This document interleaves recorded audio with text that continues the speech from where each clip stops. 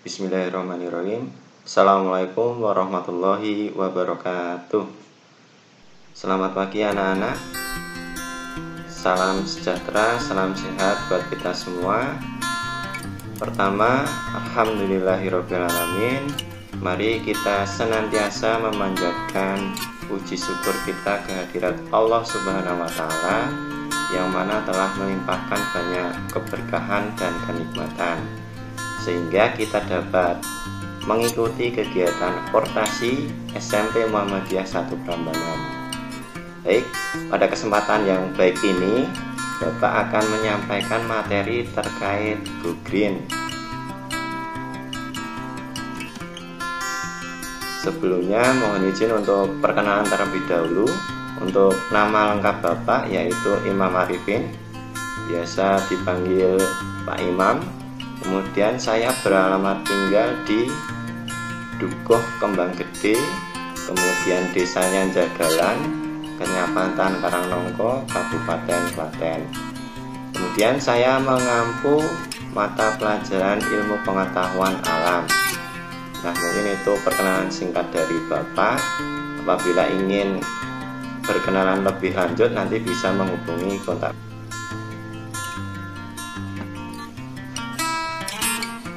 Baik, sebelum memasuki materi Go Green, nah di sini Bapak sudah menampilkan beberapa gambar.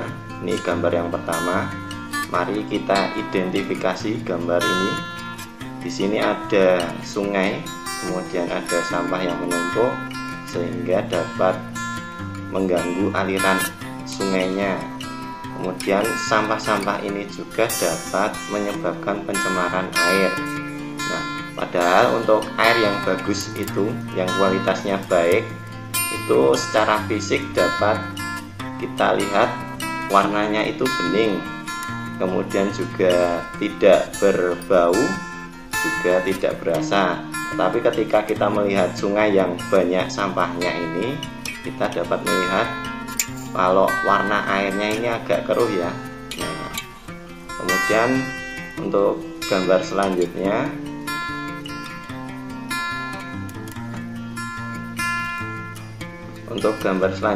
di sini ditampilkan ilustrasi suatu daerah di mana ada pabriknya. Nah, pabriknya ini mengeluarkan asap. Asap yang dikeluarkan oleh pabrik ini akan menyebabkan polusi pada udara. Lanjut untuk gambar yang ketiga, diilustrasikan ada bencana alam berupa tanah longsor. Nah, kemungkinan dari bencana ini dapat diakibatkan dari pohon-pohon yang ditebang secara sembarangan, yang mana biasanya akar pohon itu memberikan kekuatan pada tanah, tetapi malah ditebang sehingga dapat mengurangi kekuatan tanah untuk bertahan di posisi miring, sehingga tanah tersebut bisa longsor.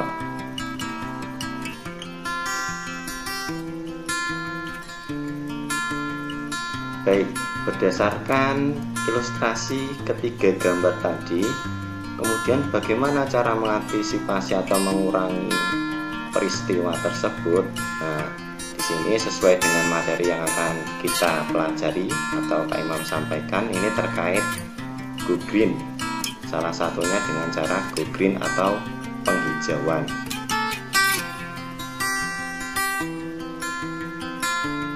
Selanjutnya, apa sih itu Go Green sendiri? Apakah hanya sebatas penghijauan? Tidak ya. Go Green itu merupakan suatu tindakan atau aksi penyelamatan bumi dari kerusakan lingkungan supaya bumi itu kembali dalam kondisi baik dan nyaman untuk ditinggali. Jadi untuk tidak hanya sebatas penghijauan, tetapi juga seluruh kegiatan untuk penyelamatan bumi. Baik, kita lanjutkan. Kalau di awal tadi, di slide awal Pak Imam yang tampilkan adalah gambar yang menampilkan kerusakan lingkungan sebagai salah satu atau beberapa latar belakang kita melakukan go green. Untuk kali ini di slide ini Pak Imam tampilkan untuk indeks kualitas lingkungan hidup di Kabupaten Sleman. Nah, jadi Pak Imam ambil datanya ini dari situs web Dinas Lingkungan Hidup Kabupaten Sleman. Nah, indeks kualitas lingkungan hidup atau IKLH ini dapat dijadikan sebagai pedoman atau rujukan lingkungan hidup kita itu nyaman atau tidak. Nah, di indeks kualitas lingkungan hidup ini terdiri dari 3 indikator yang akan digunakan. Yang pertama itu terkait pencemaran udara, kemudian yang kedua pencemaran air, dan yang ketiga tutupan hutan atau luas wilayah yang ditumbuhi oleh pohon. Nah, dari ketiga ini nanti di rata-rata akan menghasilkan nilai IKLH. Untuk data yang ditampilkan, kemarin Pak Imam coba untuk cari tahun yang 2020 sama 2021 tetapi belum ketemu atau belum update. Jadi Pak Imam gunakan untuk fokus pada 2019. Nah, kita lihat dulu untuk indeks pencemaran udara. Untuk angka yang semakin besar nanti menunjukkan pencemaran udaranya itu atau udara dalam kondisi yang lebih baik. Pencemaran udaranya itu sedikit. Nah, di sini sudah ditampilkan bahwa besarnya yaitu 77,46. Jika dilihat dari skor maksimal yang 100, jadi nilai 77,46 ini sudah termasuk dalam kategori yang cukup baik. Kemudian jika dilihat dari indeks pencemaran air, kita lihat pada tahun 2019 itu pada skor 46,33. Ini masih termasuk dalam kategori yang kurang baik. Jadi indeks pencemaran air di Sleman itu rendah. Kemudian untuk indeks tutupan hutan juga dalam kategori yang rendah atau kurang baik dengan skor 34,43. Jadi ketiganya ini di rata-rata akan menghasilkan yang namanya IKLH sebesar 50,91. Berdasarkan IKLH Kabupaten Sleman yang memiliki skor 50,91, jadi untuk skor ini menunjukkan kualitas lingkungan hidup masih perlu ditingkatkan.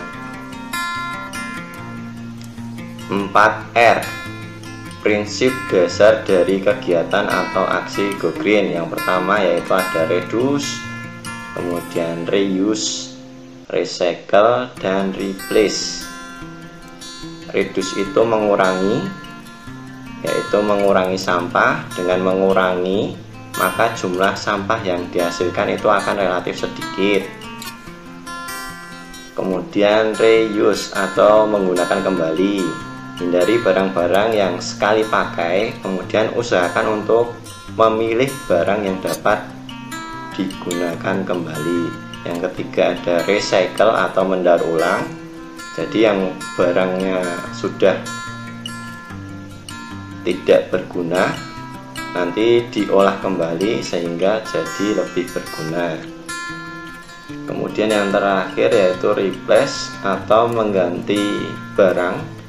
Misalnya barang tersebut itu sekali pakai dapat diganti dengan barang yang tahan lama, atau mengganti barang yang tidak ramah lingkungan menjadi barang yang ramah lingkungan.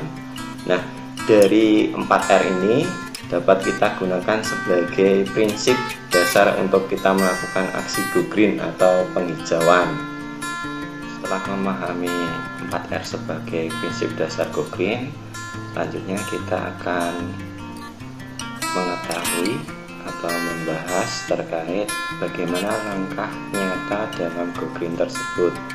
Nah, di sini sudah disajikan gambar ilustrasi terkait sampah yang menumpuk. Bagaimana langkah kita untuk go green? Yang pertama, dapat kita mengurangi penggunaan barang sekali pakai atau tidak ramah lingkungan. Yang kedua, tidak membuang sampah sembarangan, yang mana jika kita membuang sampah sembarangan akan terjadi penimbunan seperti ini. Yang ketiga, mengelompokkan sesuai jenis sampah, yang mana dari hasil pengelompokan ini nanti dapat ditentukan barang mana yang masih sekiranya ada nilai gunanya. Kemudian yang keempat, berdasarkan pengelompokan tadi, maka dari itu kita daur ulang barang yang sekiranya masih dapat dimanfaatkan. Lanjut, ilustrasi yang kedua, disajikan gambar asap yang keluar dari kendaraan bermotor. Bagaimana langkah aksi untuk go green? Yang pertama, misal dapat mengurangi penggunaan kendaraan pribadi dan dapat juga menggunakan kendaraan umum. Kemudian bisa juga jika jarak tempuh yang ingin kita capai itu dekat, bisa menggunakan sepeda ataupun jalan kaki, itu malah lebih sehat. Kemudian yang kedua, menggunakan sumber energi yang ramah lingkungan, misal sinar matahari maupun tenaga angin atau arus laut ataupun yang lainnya. Tiga, menanam tanaman di halaman rumah. Nah, ini lebih memberikan kesegaran pada udara ya. Kemudian yang keempat, hindari membakar sampah sembarangan. Nah, dari pembakaran sampah sembarangan ini dapat menjadi asap yang mana dapat menjadi polutan untuk udara. Selanjutnya, ilustrasi yang ketiga, ada gambar salah satu bencana yang sering terjadi, yaitu banjir. Bagaimana langkah go green-nya? Yang pertama, misal melakukan tebang pilih.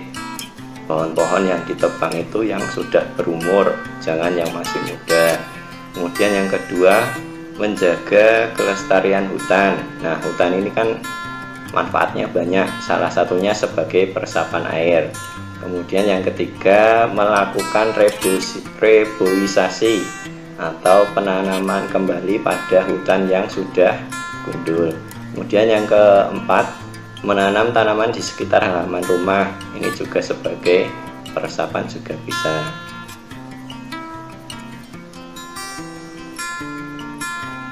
Nah, sampai di sini berarti kita sudah belajar terkait yang pertama tadi, dari latar belakang mengapa kita perlu aksi go green.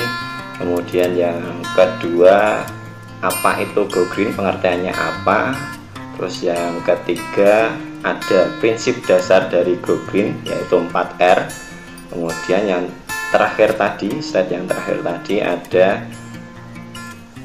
bagaimana langkah nyata kita untuk go green. Nah, di akhir ini sudah masuk akhir slide.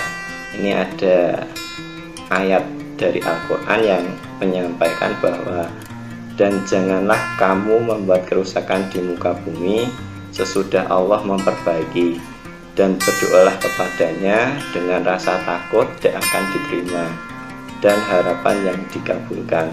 Sesungguhnya rahmat Allah amat dekat kepada orang-orang yang berbuat baik, dan dialah yang meniupkan angin sebagai pembawa berita gembira sebelum kedatangan rahmatnya atau hujan, hingga apabila angin itu telah membawa awan mendung, kami halau ke suatu daerah yang tandus, lalu kami turunkan hujan di daerah itu. Maka kami keluarkan dengan sebab hujan itu berbagai macam buah-buahan. Sebagai itulah kami membangkitkan orang-orang yang telah mati. Mudah-mudahan kamu ambil pelajaran. Dan tanah yang baik, tanaman-tanaman tumbuh subur dengan seizin Allah. Dan tanah yang tidak subur, tanaman-tanaman yang hanya tumbuh merana. Demikian kami mengulangi tanda-tanda kebesaran kami bagi orang-orang yang bersyukur. Nah, sesuai dengan surat Al-A'raf ayat 56-58 ini, kita harus mensyukuri apa yang sudah diberikan Allah berupa lingkungan yang sudah mendukung untuk hidup kita dengan menjaganya, sehingga untuk kelestariannya bisa berlangsung dengan baik. Mungkin itu saja dari Pak Imam, banyak kekurangannya mohon maaf. Kemudian selamat untuk melanjutkan kegiatan Fortasi SMP Muhammadiyah 1 Prambanan. Sukses selalu, semoga kedepannya lebih baik. Pak Imam akhiri, wassalamualaikum warahmatullahi wabarakatuh.